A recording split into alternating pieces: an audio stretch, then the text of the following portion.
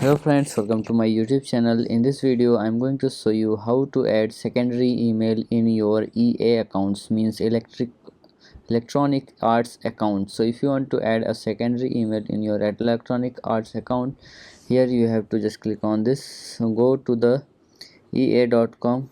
okay, now you will see like this options, and now here you will see your profile picture. Just click on it, and here you will see account option. Just click on the account setting. Okay, now after that here you will say security of now click on this security options, and here you will see, just scroll down, and here you will see add secondary email. Okay, now click on it, and here you have to enter the email, and you have to click on the continue. After that you will get a code on your secondary email. You have to enter that 6-word code here and submit, and you can easily uh, add your secondary email. So if you like this video, please like my video, also subscribe my channel for more videos like this. Thanks for watching.